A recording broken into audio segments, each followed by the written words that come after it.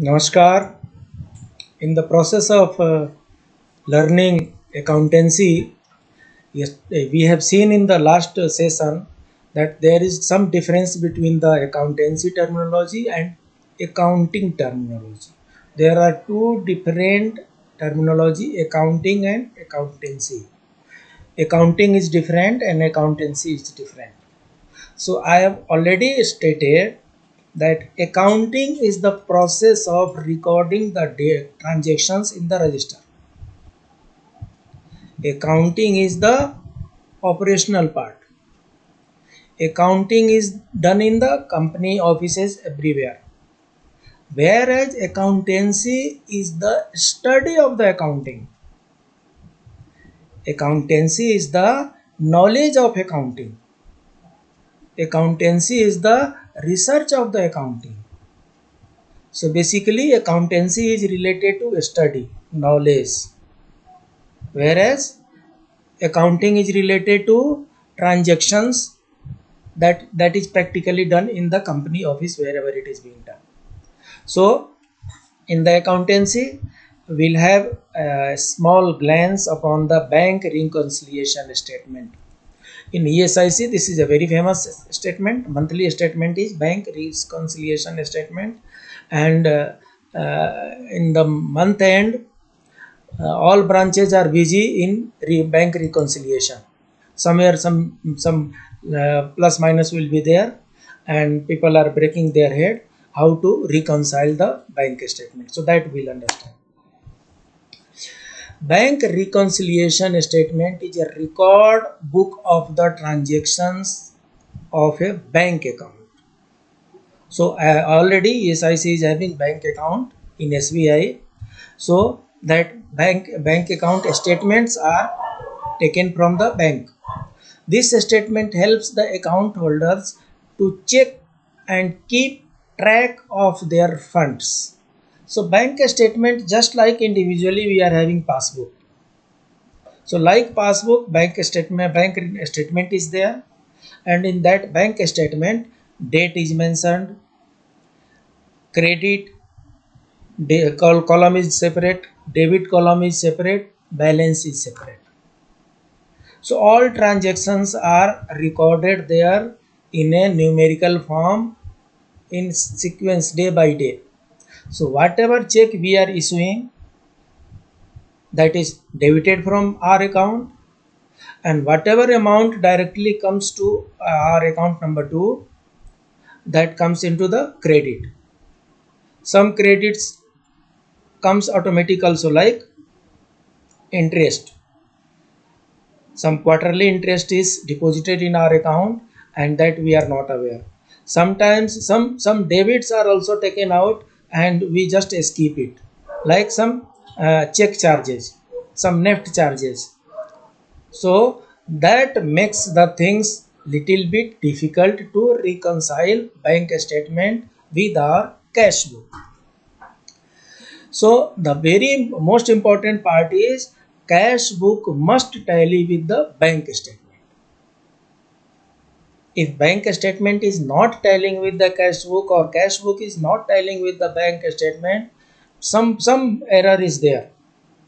Error may be on account part by us also, and some percentage of error may be expected from bank also, or some omissions may be there, omission by bank or omission by our branch, or chances of issuing the check and not realizing the check is also an issue. So that is what it is mentioned. So everything we have to keep it in the mind. So what are the difference in the timing recording the transaction, the difference in timing factors, which are bank issued check but not yet deposited for the payment, that happens. Paid check in the bank but not yet cleared, that also happens. Bank made direct debit from the customer side in the form of some charges, some commission, or some check amount.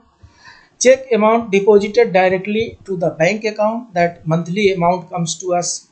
Then dividend and interest collected by the bank, that is quarterly accrued on in our account. bank made direct payment from the customer sides rarely happens in our case. Checks deposited, bills discounted, dishonored. This is the big problem in our bank reconciliation statement. Dishonor of check or non-clearance of check is the big issue. From branch office we have issued the check, that in that check there is one list of 10 or 20 beneficiaries. Out of 10 or 20 beneficiary, 1 or 2 or 3 beneficiaries account numbers may be blocked, account number may be incorrect, that account might have become dormant. So in all these conditions, that amount is dishonored. So that has to be countered when we go for the bank reconciliations. So errors made by company or errors made by bank, both has to be corrected. So errors can be made at 2 points. While registering the transactions by the company itself, here company is means ESIC. Errors made while registering the transaction by the bank itself. So there are two places chances of errors are there, one at company and another is at bank. So what happens, bank reconciliation can be prepared in two ways. There are two ways to prepare bank reconciliation statement. Documenting of bank reconciliation statement without adjusting the cash book balance. So first way is without adjusting the cash book balance, and second way is filing of bank reconciliation statement after adjusting the cash book balance. So these are the two ways to create bank reconciliation statement. Hopefully after this there should not be any problem. Some step we have to take for the better reconciliation. That is, first date is mentioned, that we have to check. Then balance is dispelled, that we have to check. Deposit of checks, whether collected or not collected, that we have to check. Debit against issued checks, that we have to check.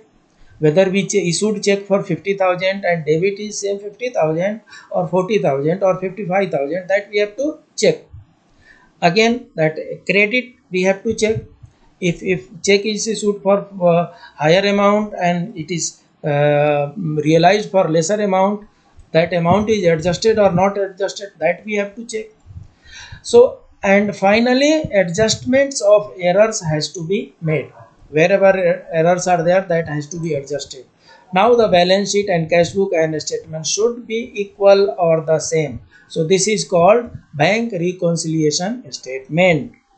Hopefully this is clear, and whenever short note or full question comes in the examination, you will be able to fetch more than 80% marks in this question. We'll meet in next class. Till then, namaskar.